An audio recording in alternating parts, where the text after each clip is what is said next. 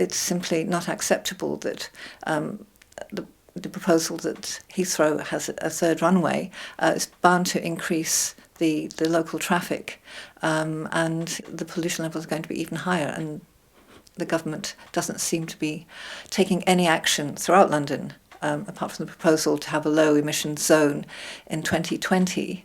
In the meantime, 10,000 people per year are dying prematurely.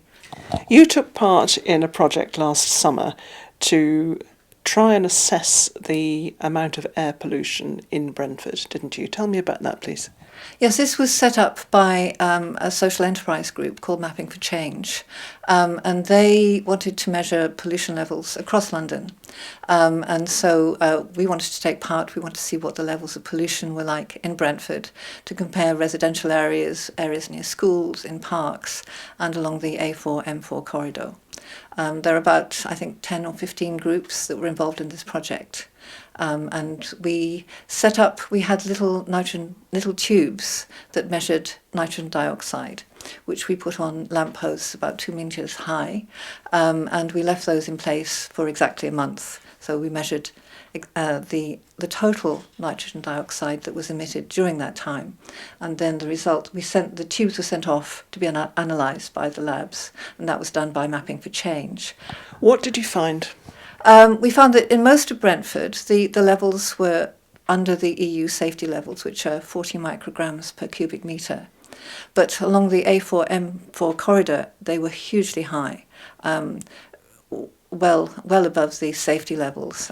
So when you say hugely high, the EU level is what? It's 40 micrograms per cubic metre. And what were these? And this was the average. The average in some places was over 70, so almost double. And the peaks? Yes, we couldn't measure peaks because we measured the total, but Hounslow does have a monitoring station in near to where we made some of our measurements, and that gives hourly or 24-hour measurements. And the nitrogen dioxide peaked at well over double, up to 4 times the EU safety levels, and that would be particularly at periods of heavy traffic. And when you talk about safety, what is the danger? So nitrogen dioxide is a toxic gas. It's produced by diesel engines, and it causes asthma, it can cause heart disease, causes cancer. A King's College study that was done in 2015, and the study was of the premature deaths in 2010, found almost 7,000 premature deaths as a result of nitrogen dioxide levels. And as well as nitrogen dioxide, which is what we measured, there are other pollutants that, again, are mainly from diesel engines, and these are particulate. They're called PM10s. And these are small carbon particles that are emitted by diesel engines, and they also cause similar problems. They're tiny and they're taken up by the respiratory system. They have a particularly bad effect on children, don't they? The pollutants are nitrogen dioxide and PM10s. You tend not to have one without the other, so you just essentially look at the total effect. And yes, in young children, it does impair lung development and lung function. And you're not just an enthusiastic amateur, you are a biochemist. You've spent your whole career as a medical researcher, yeah. So you're not being alarmist about this, are you? No, not at all. No, I mean, we were actually quite surprised to find how high these figures are, but obviously we want to take this forward and use it. So no, it's not alarmist. These are facts that are published. So to be clear, this is caused by road traffic, not by planes.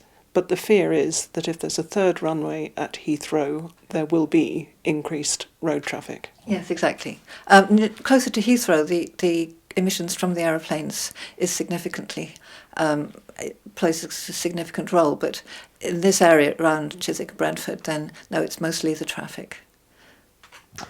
The government has said that it will look at the environmental arguments, and that was the reason, dare I say excuse, that they've put off the decision until after the mayoral elections in London. Do you think that they will look seriously at this kind of data that's coming out? Well, I hope they will. I actually wrote to the Prime Minister just before Christmas to to raise my objections, particularly about air pollution, and my letter was forwarded to the Department of Transport, and they replied to me just after Christmas to explain that they are taking these issues seriously. Whether they will, it's impossible to say.